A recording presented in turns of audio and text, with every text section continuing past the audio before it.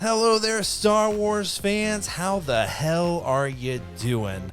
Welcome to another week of Holy Trow, an all-tiling podcast. Holly, how are you feeling? Nice and dry from a full 8 hours of tiling? I said earlier, Come on. I had so much mortar on my hands. Yeah. I was like, I'm ready to go commit a crime. Yeah. Don't quote me on No, that. there's literally no fingerprints here. None. Nothing. I mean, smooth as a baby's bottom. Luke, I mean, what do you think of the new podcast name, Holy Trow? I mean, I'd like to use an alias if there are crimes about to be committed. I don't want to be too closely tied to this. So call me Krell. we can do that. I was actually thinking Luke with 2 U's. Yeah, they might figure that one out. Could be too close. Guys, I do kid. Welcome to another installment of Flying Casual. Just a lot of tiling going on in our lives. So it makes all the tiling, Holly, I feel like that's just all we talk about now. Yeah. Because it just exhausts us every weekend. But not to the point where Michael's so tired he can't talk about it anymore. Yeah, no, I'll keep talking about it. I feel like I could talk about tiling as much as I can Star Wars now. So maybe we do have another podcast, and it's just about DIY tiling. That's fine. The tips and the tricks. Exhilarating. I mean, I could post one video on a tip for tiling and get 900,000 views. Could you? I don't know. I guess those are 2 different questions. Could you? It probably wouldn't be that successful. Let's be honest. But yeah, guys, enough tile talk. Though I think Holy Trow is pretty real. That's a good name. So trademark, copyright, register, whatever you guys. Is that how that works? I don't know. Slap it on. They might expect you to be reciting like Bible verses as you're seriously troweling the tile. Is this a religious podcast? I don't know how I feel blesses about that. every tile he places on the wall. That was kind of happening. Let's be honest. It wasn't really blessing. It was more like cursing. Hey, check out my awesome work. Blaspheming. Yeah, exactly. So, guys, welcome to the Star Wars podcast. A couple nuggets of news I think it's worth talking about. So let's check out the HoloNet really quick and see what we got here primed from this past week. A couple of new bits of information. One confirmed, one we assume a conversation occurred. There's no real vetting this story. But we'll start first with a little bit of news from Star Wars themselves. The Bad Batch, the cartoon that we never knew we needed, is releasing this May, right? So we got something to look forward to here in a couple months. Every Friday at 3 a.m., it turns out. We're going to continue that theme. Holly, are they ever going to fix this? Can we not just have a 9 p.m. like Eastern Standard release? No, it's like literally the worst thing ever. Jesus, it's like, I can't. Okay, I understand that Lucasfilm is on the West Coast. Yeah. But, like, everybody else is on the East Coast. Yeah, so you freaking West Coasters, okay? Like, you're not people, okay? Right? Like, why don't you, I mean, come on. I thought 6 p.m. Pacific is a decent time. Most people are getting off work. Maybe you're in L.A. and you're stuck in traffic for 3 hours. I'm sorry. You know what? Watch it on your phone. You know what it is? Yeah. They don't want to be coming home from work and then get hit by a spoiler. I thought you were going to say hit by like a train or a truck or something, but yeah, a spoiler Actually, while driving. What I was going to say was get hit with a spoiler. Yeah. But I did not say that. Well, that's because I was thinking about driving. That's fair. I don't know. Luke, the last time we talked about the Bad Batch, we were pretty stoked. And as time passes, I wonder if that excitement is still there for you. And have our thoughts changed on what we want or expect from it? It's been a bit.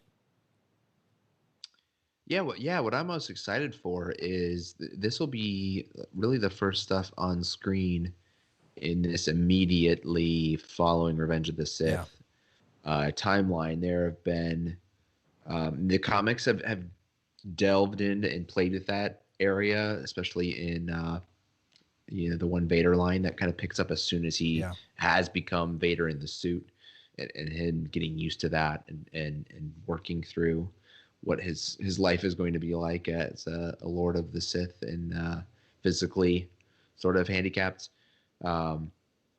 So it's exciting, for this to be the first on-screen story in that timeline, which is a really fascinating timeline and an underdeveloped timeline overall in the canon, I feel.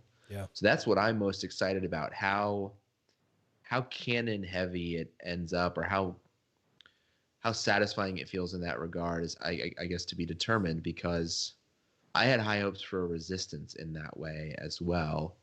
And it never got below surface level type of stuff, really, which was a bit disappointing. So that's my biggest question, despite my high level of excitement. Yeah, and I feel like the crew, the Bad Batch brought some nice humor. Wrecker was always a good time. We've already made comparisons to the Teenage Mutant Ninja Turtles and that dynamic they have. It's obviously going to be a good time, but yeah, there's such serious issues to deal with this time, and it's like, yeah, are we going to kind of see some more clones that maybe survived that that didn't execute this order, and how are they responding to it? Like, you couldn't tell from the trailer that we got this past December. I had no idea what the hell was going on. That could have just been stock footage from the Clone Wars, and I wouldn't have known any better. So you couldn't really tell what was going on. Like, we're assuming that there are heroes and Order 66 didn't affect them, but what if it affected one of them? What if we kind of got a Rex situation here, right? Where it's like, oh God, something's not right. How are we going to get our brother back? I don't know. Holly, is that something you're interested in, or have we already seen the clones turn on our heroes and we don't need that anymore? I don't think we need that anymore. Also, I don't really feel like we're not so invested in anybody in the Bad Batch for us to kind of have like an emotional reaction, like right off the bat, to be like, oh my God, like, what are they going to do to save their brother? Like, I don't know. Yeah. I also feel like I'm not sure if we've gotten this information yet, what the show's going to be rated. Mm-hmm. If it's like more for like younger kids friendly, or if it's for maybe older kids. I don't like know. Like a Y7 plus rating or whatever that is. You used to be able to kind of tell based on the time of day the shows were airing, right? They would play, it was on Disney Channel. Yeah. Or like Disney XD, whatever it was. And they would play shows that were more appropriate for younger children earlier in the day. And then, later in the evening, the afternoon, evening is when they would play things like the Clone Wars and stuff like that. Because, it was a little bit heavier. There was a little bit more violence. Mm-hmm. Scenes were a little bit scarier. You wouldn't have your 3-year-old child watching the Clone Wars, whereas some other Star Wars shows would be more appropriate. And they kind of make those based on different age groups. So I'm kind of curious. I'm assuming it's going to be for older children, similarly to the Clone Wars. But, I mean, I don't know. And I kind of feel like that will dictate how deep we get into the characters and what's going on and what kind of scenarios they get into. Yeah. And what happens to the Bad Batch? How many seasons are we going with this thing? I'll tell you this. I kind of would like if the Bad Batch kind of escape Order 66 and they're out there doing their thing, and then, unfortunately, the Emperor gets his hands on them, and maybe they just become like Jedi hunters, and they start going after Obi-Wan Kenobi with the Inquisitors as some backup. I don't know. That'd be kind of cool. But what happens to these guys? Interesting. Yeah, that's an interesting sort of challenge for the series. Is if they're sort of the main characters we're following, and normally you follow. In the Star Wars universe, you follow a good character in most scenarios.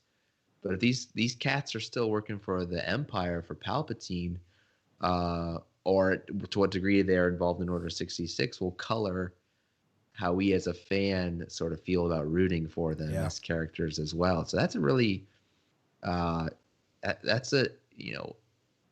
they're going to approach that from how they wrote the story is huge, a huge impact on the whole series, and we're going to get that understanding I think very early on when we see like the first couple episodes. Definitely, yeah, and whether they're bad or not, like I said, you couldn't tell from the trailer, so we'll find out quickly. But I think it could be kind of unique, especially them being this kind of elite group.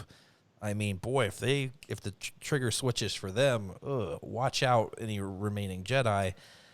We'll see. I don't know. Holly, would you watch a dark Bad Batch? Well, yeah, I absolutely would. I think the chances of them taking the show Slim. that direction are very slim. I don't that's- know Yeah. that with everything going on, unless there was like a huge redemption arc that happens relatively quickly and you kind of see them, like the clones, the Bad Batch themselves, like struggling with their actions and trying to change things. I don't know necessarily that they would take that route, but I would absolutely watch it. Yeah. Yeah, and if they, they stay on the good side, they're going to have a lot to work through. They're going to see a lot of their brothers.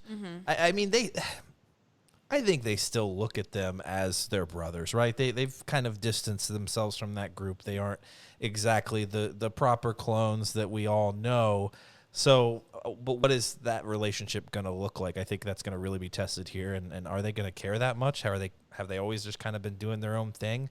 I think we've seen, other than their interactions with leadership like Rex and stuff, we haven't really seen them, I don't think, interact with too many basic kind of just, private loans. Jesus, I just had like a work moment. Private, just like a general private, and a trooper. Yeah. So that would be interesting. I don't know. There could be some deep storyline there. It We'll also see. kind of makes you wonder, like, really, what are they going to be doing? Like you guys have been saying, because it's kind of like we didn't really get to see a lot of them in the Clone Wars, and they weren't like necessarily like gung ho. We're gonna go out and help everybody because like why would they? They didn't get treated very well, so like why would their first instinct to be, I'm gonna go save the day? Like they're, you know what I'm saying? Well, and I think you're onto something there, because they had this. A lot of them carried this persona. God, now I can't remember all their names, but kind of the main guy, the Leonardo of the group. I can't remember what his name was, but he had some swag to him, And at first you kind of do you think he's. Oh, Holly, did you unmute? Holly's Skype just unmuted, so it's perfect. I don't know why it's I don't know that. why Holly can't run Skype. 1 week she's on. I wasn't even on it. That's totally fine. So it's interesting. I got to get my train of thought again. Totally have to cut this out in post-production. That's okay. So they got this swagger to them, and I've always just kind of thought that maybe they thought they were better than everyone else, and they just kind of kept their chins up and snubbed their nose at everyone. But maybe it is exactly what Holly said, that they weren't treated very well because they were different. Luke, is that believable? And maybe they're going to have to grapple with some of that as they see their brothers turning on the Republic? They seem already at peace with that to me in season 7 of the Clone Wars. Yeah. Sort of very comfortable and proud in their difference and what it allows them to do, and how they're a special task force. We can't seem to get away from thoughts of Order 66 in all of our heads when we're talking about this. Holly, you said, you weren't really too intrigued by that storyline because we've kind of already seen some of it play out. But again, to me, it'll have such a big impact on the audience, I think, for the whole series, whether or not they choose these characters to have some direct involvement, or if they sidestep it in some way, like they were off doing whatever, they weren't around any Jedi when it went down, so there was just nothing for them to do.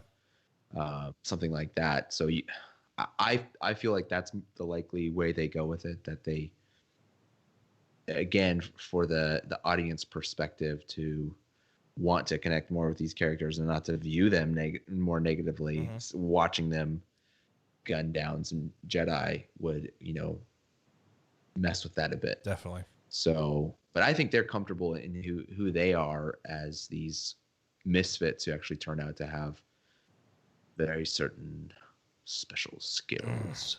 Special skills. Doing machines, apparently, is one of them, just like Donatello. Yeah. So we have Sergeant Hunter, who's the leader that you were trying to think of. Wrecker, who's like the assault specialist. Crosshair, who's the sniper. And Tech, who is like, great, obviously the tech savvy one. Absolutely. We'll call him Donatello because Tech is just not very original. And not to mention Echo, who joined them. That's right. Echo. Right. That's right. Yeah. That actually will be very fascinating too, right? Because Echo, we all had a hunch. Oh, is he back? Is he? I don't know. Could he bring down the Bad Batch? I don't know. It seems like he's back to his old self. Well, is he? We don't. Yeah, I guess there's still we'll find time out. because I mean he wasn't really like in a great spot when we left him. No. Or when he left us. That sounds very final. Yeah, when he went off with them. Yeah, Yeah. absolutely. So they're another man strong, but his future, it's still unsettled to me. But looking forward to that. And I know the anticipation is going to build once we get closer to May. We'll get some more trailers. There's going to be some big teases. We're going to see some faces that maybe we didn't think we would. They're going to have some big names in here. We know they will. So looking forward to that come May.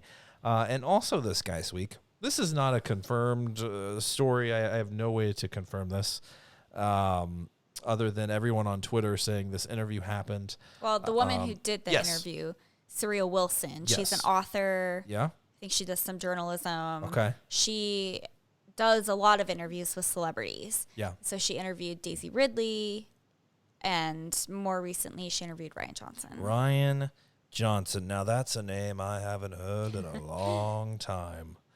Holly, supposedly, Ryan Johnson, this trilogy that apparently was granted to him several years ago, probably 2017.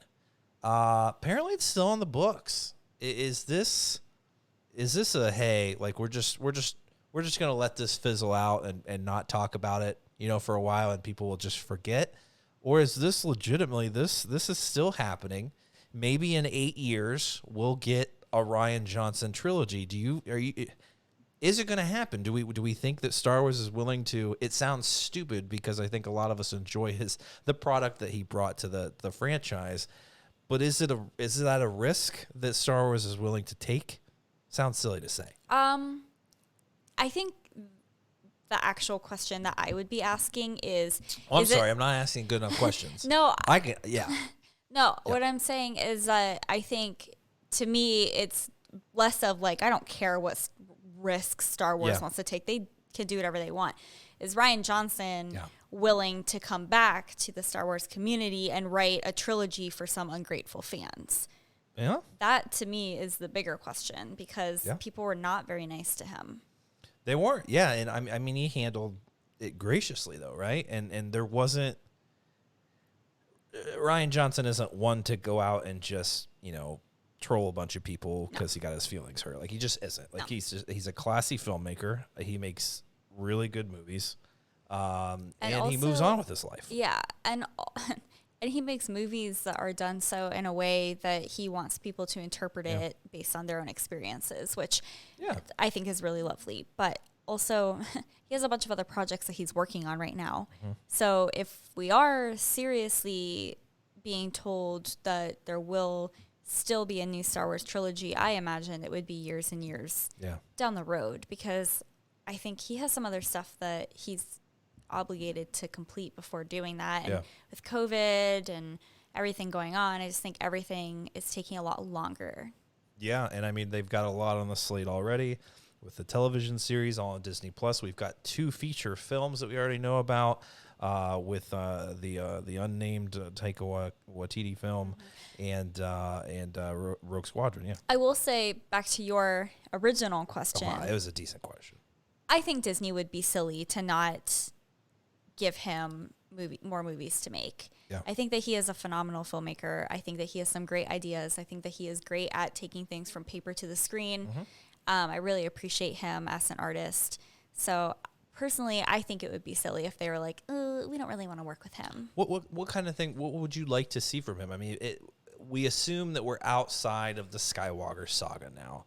So what could you see him doing if we're doing a trilogy? Could we be going to familiar territory to try to win back some of those fans and put some jazz hands on something that they're familiar with, but make it new? Ryan Johnson's completely capable of that. Or are we going to get something completely different possibly in the future? I think that it would be nice if he did something completely different in the future, because I think that he is more than capable of creating new content and working with the story group and working with everybody at Lucasfilm to bring that to life. I think it would be kind of good for him to be able to have this general concept of something new and then roll with it, because especially with the reception of The Last Jedi, I just think it would be best if he was able to jump into creating his own part of Star Wars without being held back from like the restraints of like the Skywalker saga and all of these things that people are already expecting from him in this sequel trilogy that happened. Well, you're not even just boxing him into the Skywalker story and these characters that people have loved for 40 plus years. You're also boxing him into a prior writer's story. Yeah. Here you go. Like I'm sure there were some discussions, but it's just like, now you go, tag you're it. And it's like, okay, what do I do with this? Luke's on Octa. Okay, what are we going to do? Here's some inspiration from George Lucas. And I mean, almost verbatim takes that and puts it on film. So yeah, what do you do with that? We all here enjoy the film, and I think he did a fine job, and I think we were all excited about the idea of having 3 different writers and directors come in and put their little flair on this story. But now you see that those visions may not align so well. Maybe that's not a great idea. Give one person who has an idea, who has a story to tell, and let them actually tell the story. Seems like a more cohesive way of going about telling an actual story. Luke, it seems like the direction in which Star Wars could go here with Rian Johnson, to me, I feel like could win any fan over. If you go to the future and you do something new that's going to knock people's socks off, just give someone a teaser of something epic. It doesn't matter if it's a Rian Johnson film or it's, Borat himself. What I can't remember the actor's name. Sacha Baron Cohen. They're gonna go see it if the tease is right, if it feels like Star Wars, or even if they did go back in time. I think one thing that we talked about at some point recently was, what if they just said, "Hey, Ryan, here's this old Republic era. Let's throw some jazz hands on it. Let's make it cool. Let's make it." He's one thing I loved about Knives Out was just like there was just, I don't know, there's just this tension. Yeah, it's kind of a whodunit, but I don't know. He did it so well. Let's bring that into the Old Republic. Deception. Backstab. Yeah. Like, he also did some episodes of like Breaking Bad and stuff like that. Yes, so he can do dark stuff. Yeah. Oh, it's. I think it would be so give him something like that and let him tease it. It doesn't matter if it's Sacha Baron Cohen or Rian Johnson. You're gonna win back some fans. So let's say he still has it. 8 years. Rogue Squadron comes out. It's a big hit. Awesome. Everyone feels great. And Rian Johnson's announced with the trilogy. Where are they going, Luke? I like Jedi. I like the Force. So let's get that. Yep. Slight programming note for all of you in the casual fam who eat up every minute, every second of the Flying Casual. We did discuss this briefly on the recent Casual Council. Yet to be determined if that is being released before or after this episode. So I'll try to briefly kind of restate my thoughts from that and add something that I didn't get a chance to touch on the council. Yeah. Please do, because I wasn't there. Yes, Holly was absent. Yeah, as you guys were saying, the time frame is, we're talking way down the road. Presumably, if this is a big feature film, we know the schedule of those, like you mentioned. Rogue Squadron is supposed to be first up in 23, as I understand it, 2023. Yeah. And then I think Taika Waititi slated for 2025.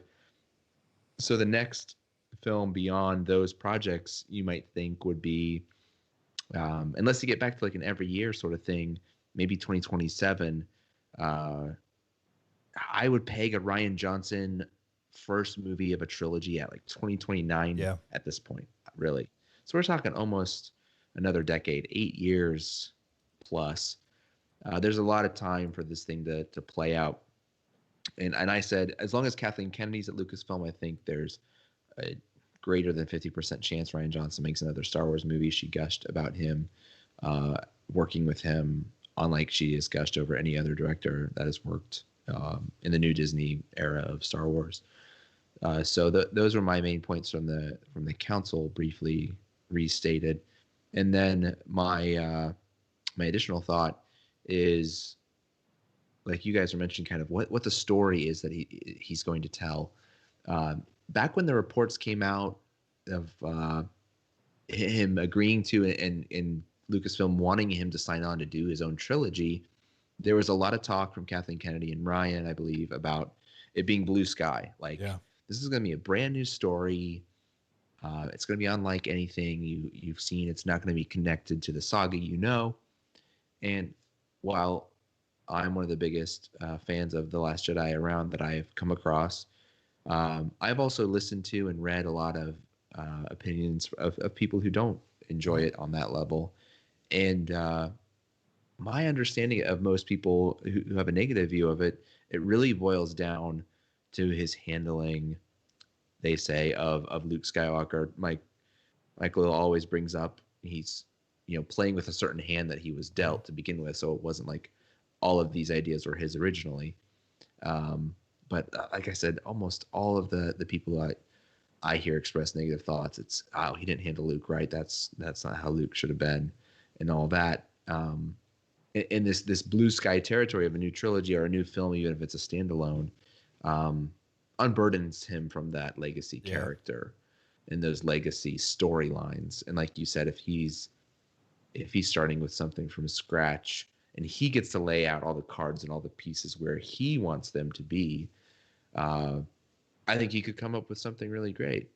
And that's what's so wild to think about what some of these stories are even going to be. Because supposedly, from what I understand about Waititi's film as well, is that he was, it sounds like, given carte blanche to do something way out there, different, less connected to some of these other things. So it's, I can't even begin to think what we're going to get from some of these stories down the pipeline here. Yeah, absolutely. I so much what you said, Luke, just churning so many thoughts in my mind, and I'm not going to get them all out because we'll be doing this for 3 hours, and we've got something else we're going to talk about. But while you're talking, I was just thinking about Rian Johnson and his work. Throw him out in the Chiss Ascendancy into the chaos and let him do a freaking Chiss trilogy, right? That'd be cool. That is politics. That is drama. I said I would love to see Thrawn and the Chiss on a television series because I think it's prime time television. The drama within these people and the backstabbing and the politics and it's just, it's waiting to be told on TV or on the screen. Let Rian Johnson do it. Ollie, I mean, would you eat it? I absolutely would. I think that he would be fantastic at writing something like that, directing something like that. I mean, I feel like I'm probably using Knives Out as a reference a lot because it was the most recent one. Yeah, and it was the most recent one that he came out with. But I feel like that style of filming for anything that has like the Chiss or especially Thrawn in it. I mean, we saw what him and Daniel Craig created together with Benoit Blanc, and I just think that they could do a similar kind of, I mean, attitude and essence. It's witty, right? It can be a little more serious, but I mean, there's some funny moments even in the Thrawn trilogy. And, so I mean, and also I think that something that people are drawn to in Star Wars is like the bad humor. I mean, it's funny, but it's also kind of like cringy, and like those like little one-liners and stuff. And I feel like he could write those in just fine, and it would be, you know, good relief. Yeah. But I think that would be awesome. I would be on board with him doing anything that has to do with the Chiss stuff, especially because I haven't read any of the books yet. Do we bring Daniel Craig in to play Thrawn? And does it keep is it Blanc? LeBlanc? Wasn't he already a stormtrooper? He was, but you never saw his face. He can come out and play Thrawn. Why not? Isn't he a little short for Thrawn? Well, he was probably a little short to be a stormtrooper too, but he was. Star Wars joke there, guys, if you didn't catch it. It might have gone over everyone's head. Okay. Not a tiling joke, because you had one of those earlier, Holly. And what did I say? I don't think this thing is level. And you said... You said, let's see where the level stands. And, you said I had a joke, but it fell flat. It was a really great tiling joke. But you know what? Yeah. Jokes and puns and that aside... They are not here on the podcast. We don't have time for those on the podcast. For joking. No. No joking. Absolutely not. None. So we're looking forward. I know we are looking forward at this table here to enjoying a Rian Johnson production in Star Wars, and I hope you guys are too. One day we will move past this ridiculous divide in Star Wars. It's the dumbest thing ever. Star Wars doesn't even exist. It's just meant to be enjoyed. One day we'll move past this, and we'll all look forward to new Star Wars productions. But guys, to wrap this podcast up, we received a very fascinating email from our Jedi Master Nettie. Holly, I had to sit on this one for a couple weeks because I loved what Nettie was putting down, and I needed to process it. So I sent it to you, sent it to Luke, because it's a lengthy email, and Nettie, acknowledges that in a very funny, comedic way. But no jokes, Nettie. We don't joke on this podcast. So Holly, skip all the jokes. Okay. I'm kidding. No, read every word of it. Guys, he's talking about, we always talk about this Chosen One prophecy. It seems to come up in every podcast, but Nettie takes it a step further. He acknowledges that Anakin may be the Chosen One, but there seems like there's this actual, balancer of someone out there that needs to balance the Force because, Anakin himself says it in The Rise of Skywalker. Rey, balance the Force as I had, or bring balance to the Force just like I did. So apparently there is some unbalance at that time. But Nettie takes it a step further and brings in our girl Leia, and what he says is mind-blowing, and I want to get your guys' thoughts on it. Holly, if you wouldn't mind reading this email. And guys, like I said, it's a longer email. Bear with us. Holly has the highest reading level here on this podcast, so we're going to see how we can get this one done. Holly, without further ado. He said, hello. Is that French? Sorry, that was a joke. No, go ahead. Yeah. Okay. What? No, go ahead and read. It's not French. It is. It's not. Okay. Hello, casual fam. I hope you're all doing well. Not sure what you want to do with this. Read it on the podcast. Phrasing. Yes. Or immediately delete it and block me so I can never contact you again. Already done. Did not do that. He said, you may as well just call me Qui-Gon Jinn because I've been thinking about the prophecies and the Chosen One for an unhealthy amount recently. Yeah.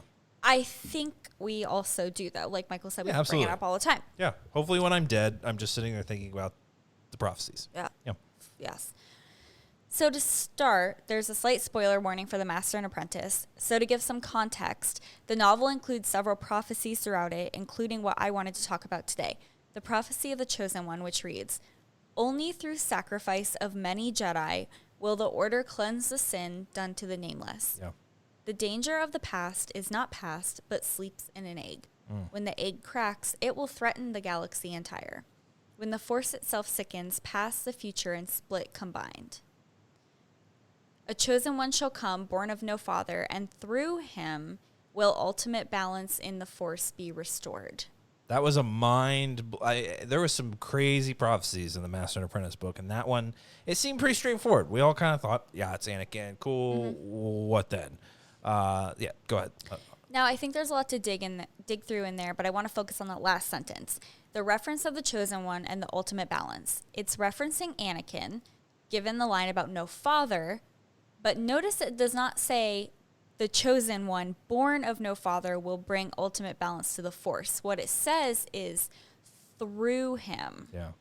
Now, that can imply the same thing, but does it? Does it? I mean, okay, so... Skipping all the jokes. Yeah, we're not doing jokes, Nettie. Stop writing them. Okay, so what if the Chosen One and the one who will bring ultimate balance in the Force, we will call them the Balancer for simplicity, are different people, but they're connected, and the balance couldn't be brought about by the Balancer without the Chosen One coming first. Phrasing, yeah. And then he said, okay, so people are probably already mad that I insinuated that Anakin didn't bring balance, but I do think Anakin did bring a balance at the end of episode 6. Plus, I mean, he says, bring back the balance as I did in The Rise of Skywalker. Pretty clear that he did bring a balance, but I think we can split hairs here again. Yeah. Looking at the wording of the prophecy, it says the ultimate balance in the Force will be restored. The balance Anakin brings is far from permanent, neither in canon nor in the EU, if you want to look at that. I I have usually been a proponent of the opinion that just because the Force is brought into balance doesn't mean that it will stay there. Look at a checkbook to know that it's not the case. But Claudia Gray, using the word ultimate, makes me feel like there will need to be more to this balance they are specifically referencing in the prophecy. Ultimate may not have to mean permanent, but I feel like it has to mean more than where we were at the end of Return, given where we end up at the start of The Force Awakens. Was that it? No. Okay. I was going to say, I felt like that was brief. No, I just didn't know if you had anything that you wanted to add. Usually I do not. I am insinuating that Anakin is indeed the chosen one, but not the balancer. That raises the question of who is the balancer. Yeah. Great question. Fantastic question. A lot of people probably would think that I am thinking of Rey, but that isn't who I think fits the role, especially not after having read the Rise of Skywalker novelization. Yes, and if you didn't get a chance to listen to the book club, you should check it out. Great discussion. The novelization had one quote from Luke, and it made me realize that other than the fact I had missed it in the movie, it made me think about this whole theory. Ultimately, I think that Leia is the balancer and the one who brings the ultimate balance. My first piece of evidence goes back to my earlier argument about the wording of the prophecy, the word through. As I said, I am interpreting this as because of. And I mean, if it wasn't for Anakin, Leia wouldn't exist. Pretty sure that's how parenthood works. Now, let's have a look at the quote that I mentioned. While talking with Rey, Luke comments something like Leia was better than all of us. This leads to Rey having an inner monologue contemplating if anyone had ever tried to corrupt Leia and turn her to the dark side. Outside of maybe her killing Jabba, I don't think that there actually is anything. Leia is the incorruptible good in the Star Wars movies, and pretty much the books, too. An imperfect person and possibly an imperfect mother to Ben, but a driving force for the light. Yep. Okay, Leia was brought about by the Chosen One and is the most powerful light. That's all well and good, but you may be asking, how does she bring balance? This is where that second reference to the novelization I made comes in.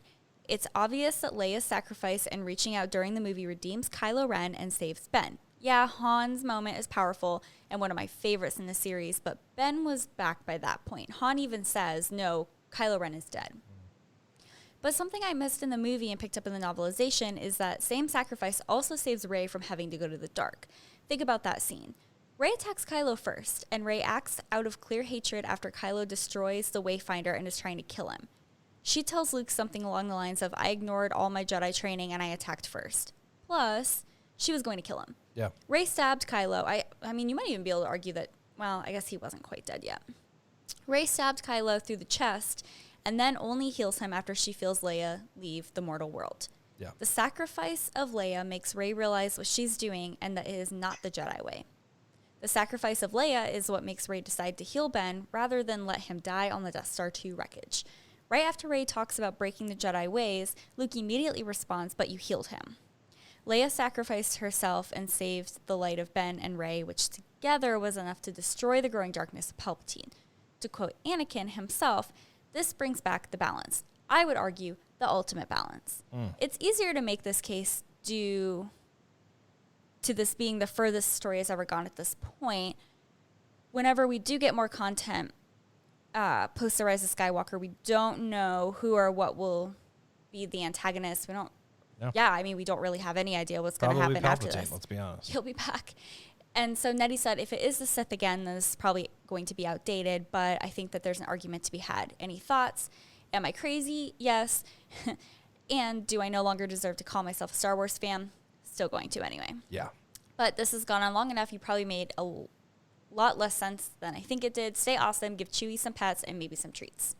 Nettie, that was a fantastic email and a fantastic talking point, to be honest. It's just something that has never crossed my mind.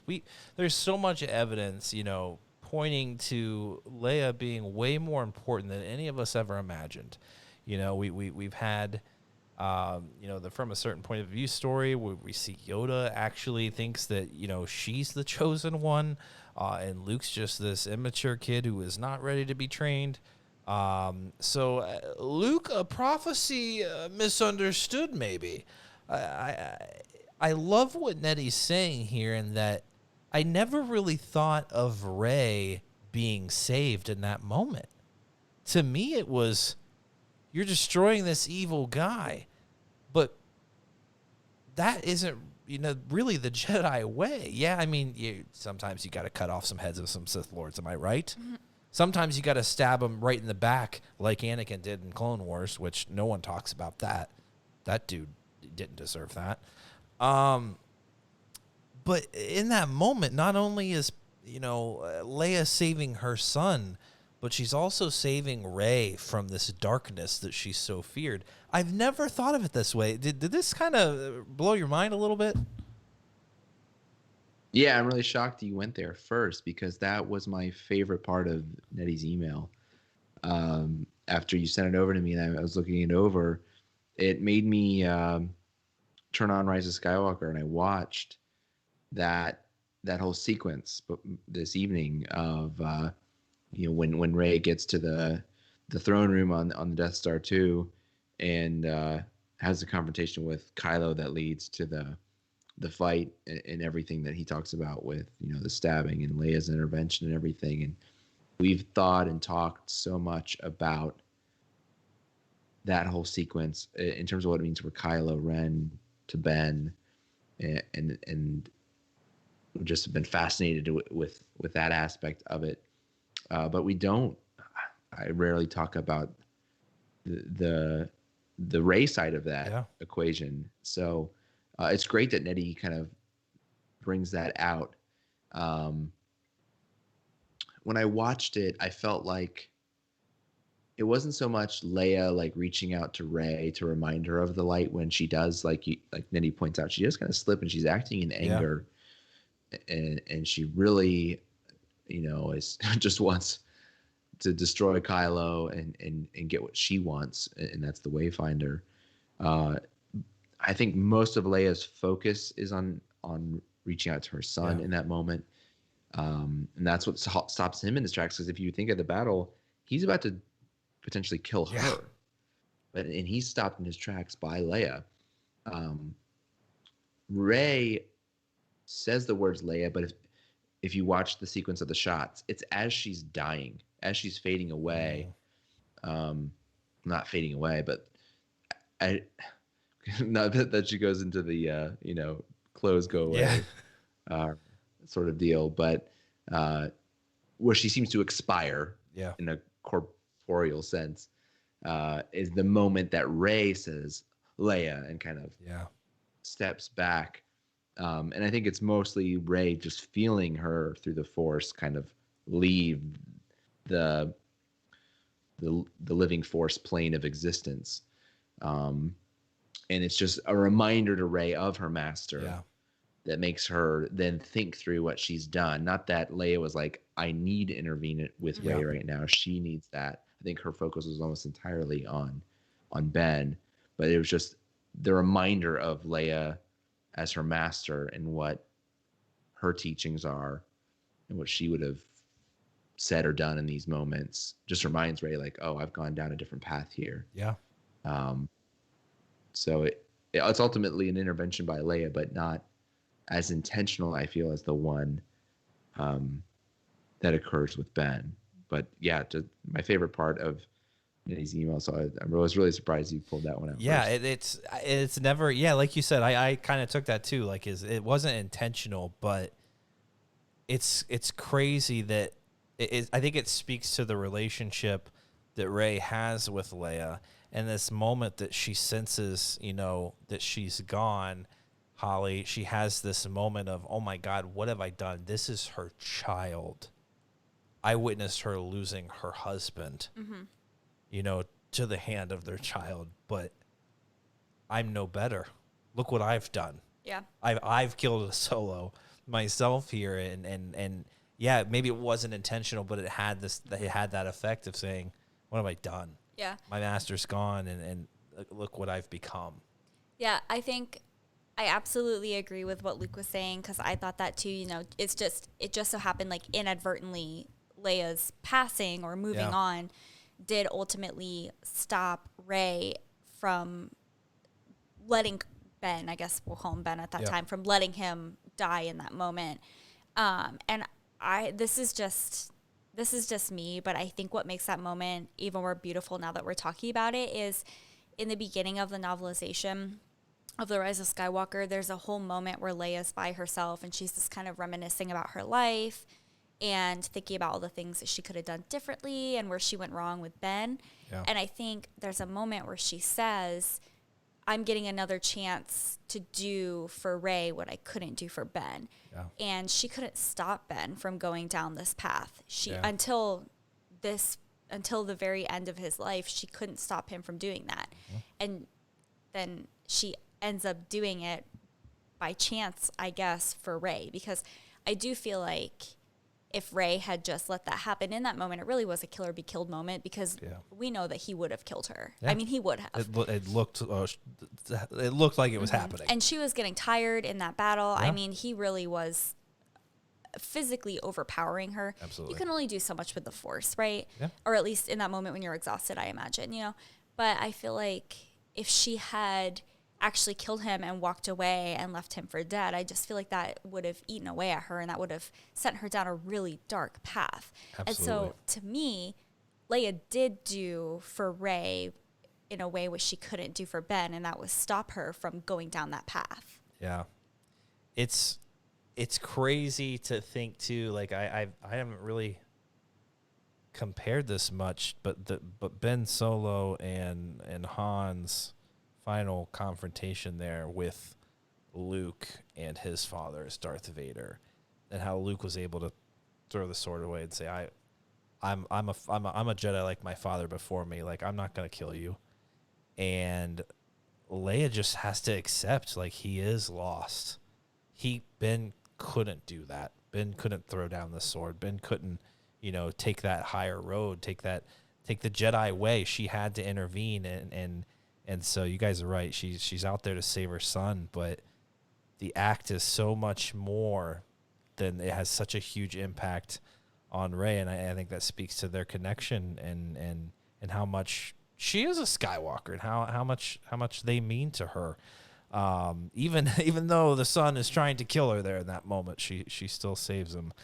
And she doesn't know whether he actually is redeemed here in this moment. She has no confirmation of that. She just ups and leaves and says, "No, I'm gonna go take care of the Emperor." Mm-hmm. So it's just, what a cool moment. I love that Nettie sent that, and one of my favorite moments from that movie is the interaction with Ben and his father and the memory of his father. I mean, I just wept at that moment. A lot of us did, but now I look at this moment that Nettie's brought up, and it just means so much more to me now. It just, wow, maybe she is that balancer. Maybe she is the chosen one. Luke himself said it, like you said in the novelization, Holly. Like, she's better than all of us. She's the best of us. That he was going to make him a better teacher. She just could do that. So it's unfortunate, that we couldn't have more time with Carrie Fisher in that role. But when you look at what they've done with what they have, boy, they did something pretty special. Was the execution the best all the time? No, but I mean, for what they had, special moment, and I'm glad Nettie could add a little more to that and make us think about something we've been talking about for years now, it seems, and look at us looking at it in a different light. And it's kind of like, this is why the other content for Star Wars is important to pay attention to if you're like a super big nerd like we are, which we assume you are because you're listening. Yeah. But it's just like, you get so much more out of the novels, and, they really do tie together all these characters and their lives and their purposes, or destiny, if you will. Yeah. But I haven't read Master and Apprentice yet, and I feel like I probably should. But I think I do have a question for you guys that I think is going to be very unpopular. Okay. So I will just put that out there. I'm not saying that this is what I think. Yeah. I'm not saying that Anakin's not the chosen one. Okay. I think everyone knows how I feel about Anakin being the chosen one. I get that George Lucas said just explicitly Anakin is the chosen one. I also get that this isn't, like, he created this, but the new content, it's not his creation anymore. Yeah. It's an extension of that. And I just kind of feel like we're moving past that. Mm-hmm. All of the new information that we're getting and the background that we're getting, I just feel like we're kind of moving past the idea that of like the chosen one being like definitive. Yeah. There was a comic that Michael showed me a long time. I mean, this is like 2 years ago, of Shmi on a planet being embraced by Palpatine. Yeah. Yeah. Definitely not a warm embrace. No. Is that Absolutely. So this is canon. It's also kind of a weird thing going on there. Okay, that Vader issue. True, and I think we can explore that when I actually read that line. So I'm just throwing out the information that I have. Can Anakin really be the chosen one if it's possible, just possible, that his creation was manipulated by Palpatine? Because it seems to me like then he's not coming about organically. So therefore, he was chosen, but chosen by Palpatine for a specific purpose that ultimately did not go the way that Palpatine saw it going in the end. I just feel like if you're saying that he's the chosen one, I don't know. Chosen by who? He was chosen by Palpatine, potentially, possibly. Yeah. I think that could be a very unpopular opinion, but to me, that makes it feel like he is not the chosen one. Well, Holly, as Mace Windu said, so the prophecy says. That's the thing. This prophecy that they reference in Master and Apprentice says that it'll be someone born of no father. So that automatically kind of leads you there. But you're right. Is this, is this being? How would they come organically? I don't know. I guess to me it seems more like a self. Jesus himself. Prophecy. I don't know. Because it's kind of like, I really want this thing to happen, and I want it to go the way that I want it to go. Yeah. So I'm going to create this prophecy that says that this will happen, and suddenly everything starts happening according to the prophecy, but here I am manipulating all to make it happen. Yeah, was Palpatine aware that this prophecy was something that the Jedi were studying closely and said, you know what? I could use what I learned from Plagueis and create some life, and here's this guy, and it just so happens Qui-Gon's going to come across him. I mean, he's a master puppeteer, so it could have been. Is it coincidence? I don't know. But you kind of wonder. I would love to be in the heads of Yoda and Mace Windu at that time when they say that maybe the prophecy was misinterpreted. What exactly do they mean? How lengthy is this prophecy, and what is it that can be misinterpreted? But and it's hard when there's like 20 years between then and now in content that's been created, and that's what gets dangerous about like continuing to create content based off of something that was ultimately created back in the 70s. I mean, you're so far removed, and I just feel like at some point you just move on. Move on. And that's going to be the challenge of creating new Star Wars material from this point on. Yeah. It doesn't, that we're not going back to the Clone Wars. And when we do move forward in the future, that question is always going to be in the back of people's minds. Because there's only so much that you can do before you start overlapping too much and changing things too much and making people of different objectives and doing different things. And I don't know. Unless we just go into the world between worlds and erase it all. No. Someone goes and takes out little baby Annie. Or just frees him and he goes and lives a normal life. That's one way of changing it up. I don't know, but maybe Palpatine would have intervened regardless. Luke, any other thoughts on the prophecy and Master and Apprentice? And boy, I mean, Yoda and Mace were onto something there. Maybe we should have figured this out sooner, fellas. How long do you suppose you could stay awake? Because I was like, not very long. If you're asking.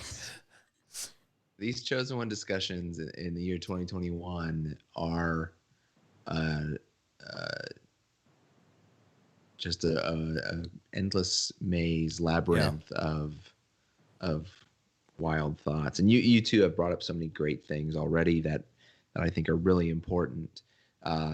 You have point of view bias. I think, Michael, I can't remember. I feel like at some point in the podcast you've already said the phrase certain point of view, and Holly touched on it as well, that whenever you're given information in a story, if it's dialogue spoken by somebody or a prophecy given by a character in the back history of the story and the plot, it's from that character's point of view.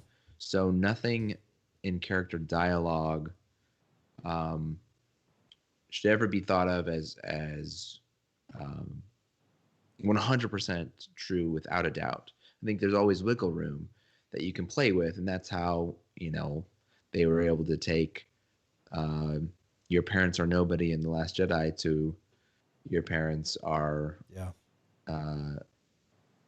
well, your dad is a direct descendant of Palpatine, because it is there's certain angles of the story that are only part of the story, and then there's that's what I understood things to be as the character, and I'm expressing a point of view.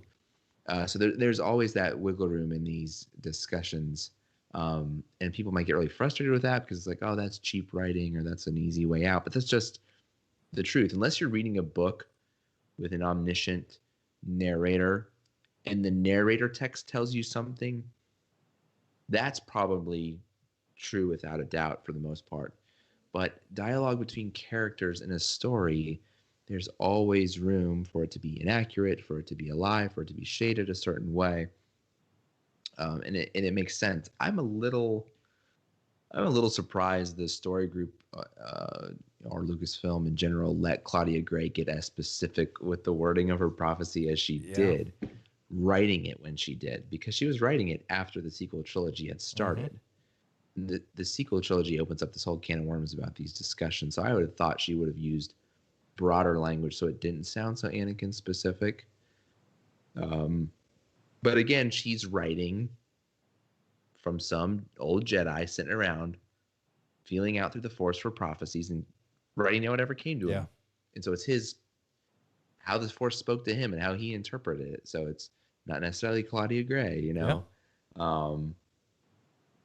And Holly brought this up too. And think about, step back from the story. Think about the real world, about when these stories were crafted in these different eras. The Chosen One was not mentioned in the original trilogy. Maybe it was in George's notebook somewhere back in the 70s or 80s. I honestly don't know. That might be something someone knows out there if he had thought about it way back then, or he probably claims he did. So from the 70s to the mid 90s, this didn't exist. And then as George was getting ready to make the prequel trilogy, he's like, let's give this thing a nice bookend. This is Anakin's story from episode 1 through 6, ultimately. Let's give it this great bookend of the prophecy of the Chosen One. We introduced that in episode 1, and then it's fulfilled in episode 6. And it bookends that saga nicely. I think George didn't think a sequel trilogy would be made. He was like, it took me a lot to get back to this point and make the prequels. I doubt I'll be in it for another set later on. So that bookend makes sense then. But now it's all been blown wide open. And I have a couple more thoughts, but I'll take a break since I've been gabbing for a while and let you guys jump in. No, man, get it. Holly, you got I just love what Luke is saying, because think about it. How old was George Lucas when he wrote the original trilogy? I'm going to say 12. Okay, so imagine being a 12-year-old child. He was probably much older, but those thoughts were so say he's in his 30s, right? Yeah, probably. Writing this original trilogy. Probably his 20s, 20s. Now imagine, 20 years later, let's write more to this story. I didn't know I was going to commit to a saga that was going to keep going 20 years later. God. And now here we are in 2021. I mean, we're 40 years after the original trilogy. It's like, when you write something, you don't even know if it's going to be successful. He certainly did not think the first movie was going to be successful after it was made. We know that because we've seen the documentaries about it. And it's kind of like, at that point, it's like, I say something yesterday and I'm like, man, I wish I'd said something different. I can't imagine having something in writing and then in film that lives on 40 years later and not thinking, man, I guess in hindsight, I should have done it a little differently or made it a little more vague. But I mean, you get what you get. Well, so that, to me, he's made this great product then, right? That we got a freaking Star Wars podcast. Obviously, we love it. And then when you have this finished product, you have 4, 5, and 6. and then we go back and make more. You're now it feels inevitable that we are where we are now because you had this product that we all love, and then now you're, even with the prequels, you're still changing some things. It's for a new era, a new generation.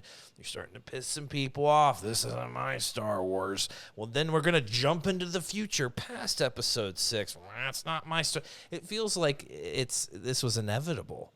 When you continue to add on to a story, something I think about the Lord of the Rings. Yep. We all enjoy it, right? Feels very like Luke said, bookend, right?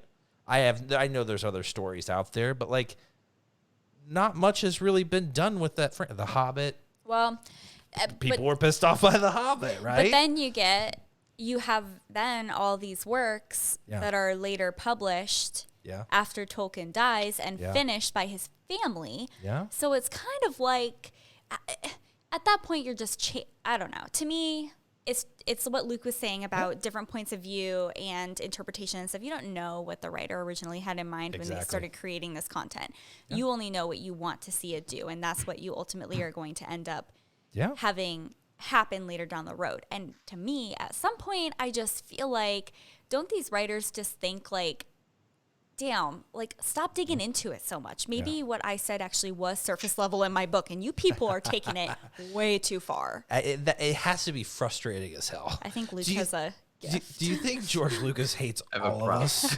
Yes. You have a prop? Well, I think we're transitioning into a Lord of the Rings podcast. And Michael, I'd like to introduce you to the Silmarillion. Jesus. Case in point. Because if you want to talk about the bookends of Lord of the Rings, like I don't think there's much written that takes place after Return of the King, but this is all before The Hobbit, and a lot of good stuff in here. I can't even pronounce the title. The Silmarillion. Okay. Silmarillion. First of the Silmarils, which are jewels that go into some of the Rings of Power. It sounds like we're starting a Lord of the Rings podcast. Is that what I'm hearing? Let's do it. I mean, it sounds like that's going to happen. It's just. But no, some actual. No, you go ahead. Good. Well, I was going to throw in some actual Star Wars stuff. Absolutely. And so the discussion we've been having is great, but if we want to stick in the true sort of nerd spirit that Nettie's email, I think, is honestly in. All right, let's throw the real world stuff aside a bit for a minute, and go into like just the story and just take things more on face value. I think like Nettie eventually gets to the need to maintain balance is kind of an evergreen idea, because there's no guarantee that the balance once achieved is eternal. That's right. As he states. And I think, having Hayden give that line of dialogue towards the end of Rise of Skywalker saying, bring the balance, and then he puts it in his email, bring the balance as I once did. Yeah. So it's a nod and an acknowledgement that the sequel trilogy has blown that idea wide open of the chosen one in balance and everything by having such a dark power rise again a few decades later. Having Palpatine survive kind of makes it even more complicated, because you could kind of talk yourself into, it's pretty much balanced because the Sith were destroyed and Palpatine's gone. Yeah, I mean, there's always going to be dudes who aren't great out there, but at least the Sith are gone. And then they're like, wait a minute. Yep. Just kidding. No, he's not. So I think what you have to do, have to kind of rationalize is that, we need there to be balance. It can be achieved. People can prophesize. Certain people who will achieve it, who will be the balancer. I kind of like that term that he's introduced, the balancer. It sounds more proactive than the chosen one. Mm-hmm. Just like, I was chosen. Yep. I did it. But there might be the need for more balancers in the future. Things are going to get out of whack. That's right. And so you come along, you need a balancer, or else you just want a story of the Jedi just sitting in a nice, peaceful grove and meditating, and you want to watch that with some lovely music played over the top of it for a while instead, for your Star Wars movie, instead of some lightsaber fights and some starfighter explosions. Is that what a lot of the Silmarillion? Silmarillion. Is that what a lot of that is? Just hobbits hanging out, just catching some fish, finding rings and rivers and very shit. little hobbits in the Silmarillion. Very little. Really? The hobbits they're not the point. Yeah, apparently not. Elves, dwarves, orcs. Okay, Treebeards. Ents. Sorry, all this knowledge is just coming out right now. This is like an Ents podcast. This is like a non sequitur, but our neighbor 2 doors down, she has this big tree in her front yard, and she got these little ceramic face pieces. It's like an eye with bushy eyebrows. Now it's like they don't look. I mean, obviously they're not real, but they don't look tacky. They're not like Mr. Potato Head. But I will say, we pass this tree every single day, and the other day we took Chewie out, and Michael was like, "Is that Treebeard?" And I looked at it, and like she really did just like put this face, just eyes, a little nose, and a mouth on this tree, and I was like, "There are Ents among us." See, guys, I'm thinking about Lord of the Rings all the time, everywhere I go. Tree herders. Might be time. But anyway. Time. That was my fun little story. Luke, you're absolutely right. Like, if we ever want Star Wars material again, the Force is not going to be in balance. Like, it's just... It can't be. Like, it's either that you got the Jedi just smoking a reefer up in the temple and everyone's just chill and that's it. Right? Smoking a reefer? I don't think that's a thing. Michael's not a pothead. Not a pothead. As it turns out. Obviously. Smoking a reefer here on Flying Casual. The High Republic. That's all they were doing, right? Like, there's no conflict. I haven't seen any conflict yet. In the Light of the Jedi, everyone's just having a good time. That's why they put the temple so high in the air. But I agree that, and I think I've said this on podcasts before. It just it doesn't make sense to me to have one chosen one, because like once he's gone, what happens then? Everyone's just la-di-da. Holly, like, not a big fan of Christianity. Kumbaya. Yeah, not a big Christianity podcast. It's because every 5 years they're like, the end of the world is coming. Not today. Tomorrow. That may be a very extreme group. Okay, my point is that there's this prophecy that sometimes you try to make it fit into what is currently happening, which is fine, because I think that it is important for people to have some sort of faith to fall back onto, because I think that if you don't as a human, you probably feel kind of miserable, whether it's a god or something else, your relationship with nature. I think everyone needs something to kind of help them make sense of the world around them. I think that's a fantastic point. But Anakin was not it. Oh boy. Shoot. A lot of feathers, and I freaking love it. Okay. No, you're right. Even the Jedi themselves put faith in this prophecy. It almost is as if they felt like they were out of control a little bit. Well, like they could sense this darkness coming. Yeah. Put our faith in this kid. He's kind of a showboat, but whatever. Let him do what he wants. But here's the thing. Yeah. If Qui-Gon hadn't have tried so hard to get Anakin into the Jedi temple or academy, he wouldn't have been the chosen one, right? I mean, that's when the question is though. Would Palpatine have just made it happen otherwise? But it was all planned out. That was destiny. But then it's not the chosen one. You're just Palpatine's puppet.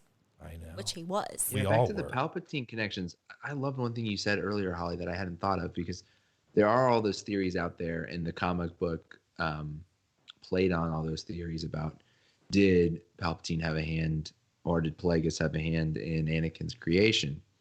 And there's obviously not direct evidence for that. I think it's a decent theory. I still am on the side of Palpatine as the opportunist and just being a master manipulator at all the chess pieces that come onto his board. But you mentioned that what if he not only created Anakin or helped to create Anakin through the Force, but what if he also, and/or Plagueis, helped plant the prophecy of the Chosen One? That's not a theory I had heard before. So that was a mind-blowing thing to think about when you mentioned that. Because to me, when I think about why at the time that this prophecy was made, did they think balance was needed? Yeah. The Republic the Republic was relatively peaceful, prosperous. The Jedi were a part of that. Mm-hmm. The Sith were not a big presence. So why pre-episode 1 would a Jedi even think the Force needed balancing? Yeah. Mm-hmm. So I'm feeling like planting the prophecy of the Chosen One at this point is even more likely than him creating Anakin. Yeah. Because it sort of seeds doubt that, wait, something's wrong. Something needs balancing. Does it? I mean, things seem to be okay. But then it's like Yeah. you get to the point, and we all, I mean, this happens. This is so relatable probably for everybody, because you get to the point where you start thinking that something might happen, or somebody plants that seed of doubt, and then suddenly every single sign points to that being true. Yeah. And I just feel like how easy would it be to come in and just topple this Holly, system? some people see pictures of Jesus in their pancakes and think that the world's ending. Oh, they don't think it's Obi-Wan.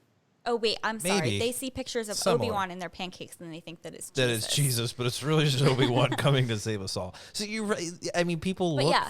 for security in a lot of things. And there's a word for that, and I don't remember what it's called. We're not a big word podcast. We're not. We don't do words. Yeah. We just do grunts and... Smokes. Reefers. Jeez. Really falling off the rails. No, we have to continue this conversation at some point, because I feel like we've tapped into something. Now I'm like, why was Qui-Gon so interested in the prophecies? I feel like Master and Apprentice maybe touched on it a little bit, but not enough to where I'm like, here's why he was so fascinated in them. Was it, was it Duke? I can't remember Dooku's involvement in any of this, but why was he so fascinated in these? I need to investigate this a little more. And what's bringing up this need to kind of validate this prophecy? Like, So- what is it that could Qui-Gon feel something stirred up? And he brings it to the council, and they're like, "Oh yeah, that prophecy." Oh, well, and then he's like, "No, I sensed something. I came across the Sith Lord. We need to look into this." The I don't know. prophecy.